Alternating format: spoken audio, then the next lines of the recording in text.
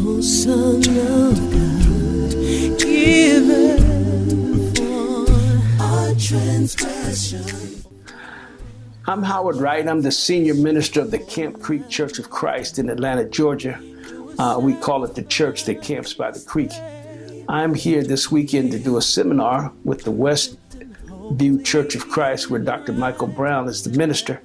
I'm doing a relationship seminar which borders on marriages, and it deals with relationships in general. I'll be talking about communication, conflict resolution, as well as anger management. And I appreciate the opportunity to be with you. I hope you'll come out and be a part of it.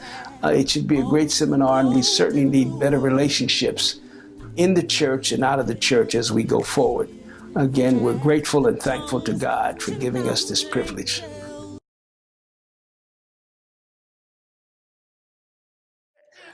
Passages in marriage is a lot like playing baseball. When you hit a ball between, let's say, center field and right field, and it looks like it's going to be an extra base hit. All right. You have to touch first base. Right. You keep running, you touch second base. If it's a really good hit, you can go to third base. Yeah. But if you miss one of the bases, what do you have to do? Go back. You got to go back and touch the base that you missed.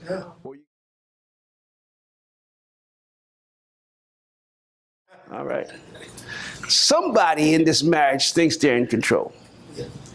And they've got to figure out how to jockey for control without being mean, without being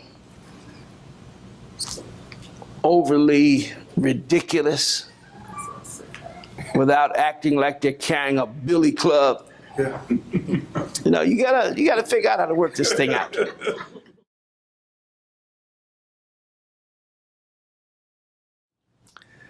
Learn how to build a sexual union. Now, people are not like animals. Amen? That's right. That's right. You learn. See, we're going to talk about communication in this relationship, in relationships, period. In communication, you have to communicate your sexual needs. You don't just jump up one day and have a happy sexual union. You have to talk about things you like, things you don't like. You have to talk about those things. Number two, recognize the hidden contracts in your marriage. Now, this is a biggie. I gotta take a minute on this.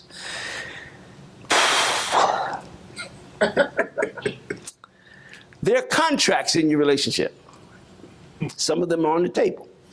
You know exactly what those contracts are. And you go about trying to do them. But there are some contracts that are hidden under the table. They've never been verbalized. So you're kind of like going around guessing about what you need to be doing as a mate. Right.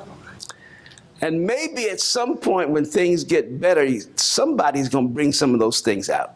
It's like, I expected you to. Well, how did I know you expected me to? You never put that on the table. It's under the table. So I have no idea what it was that you were talking about. Now,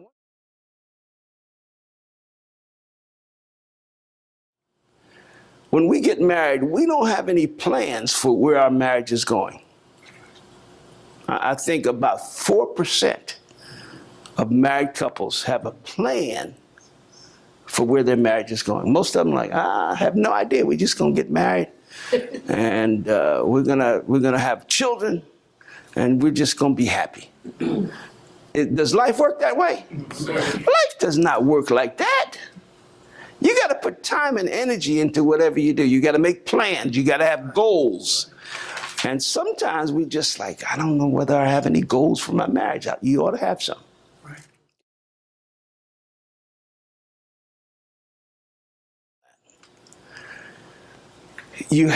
We have to learn how to leave work stuff at work. And when we come in the door, we need to go back into married life. It's almost like compartmentalization. We have to compartmentalize ourselves. It's like, okay, I'm at work. it's going well or it's not going well, it's working or it's not working, I'm having a good relationship with my supervisor or I'm not. Whatever that is, you have to deal with that. I got my work done that I needed to get done from last week. You know, you just deal with it. But now if it's not going well, you have to leave it where it is.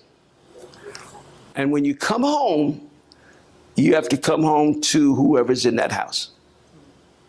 You got a whole new situation going on there. It's hard, but it can be done. You have to work at it. You have to ask the Lord for help.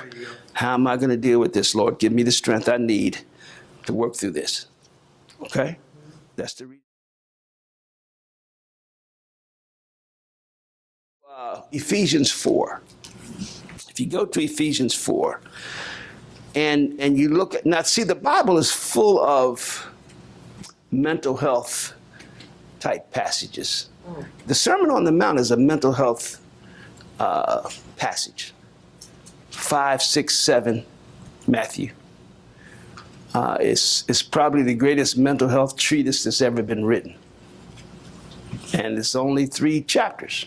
It takes about 15 minutes or less to read it. Ephesians 4 is another mental health passage. When you get down to the last part of Ephesians 4, Paul starts talking about forgiveness like Jesus forgave. Mm-hmm. Now, if you want to know how to forgive, you forgive like Jesus forgave. Think about what they did to him. 6 trials he went through. Yes, sir. 6. Yeah. Spat on, cursed at, talked about. Now, this is after he struggled to carry that wood up that hill. He struggled so hard that they chose a black man. They said, you go ahead and carry that cross for that man. And then he gets to the top of the hill. And then they decide they're going to put nails in his hands and in his feet. And he starts suffering and dying. And people are still talking about it. Not one time does the Bible say he held that against anybody.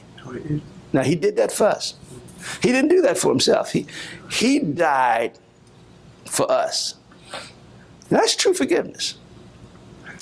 So if we learn how to forgive somebody like Jesus did, well, that gives us a new light on forgiveness. Right. So when you get to 4:15 and go to the end of the chapter, you got a whole passage there that helps you to say, I think I'm going to learn how to forgive somebody. Oh, Son of God, given for our transgression, O Lamb of God, you were sacrificed.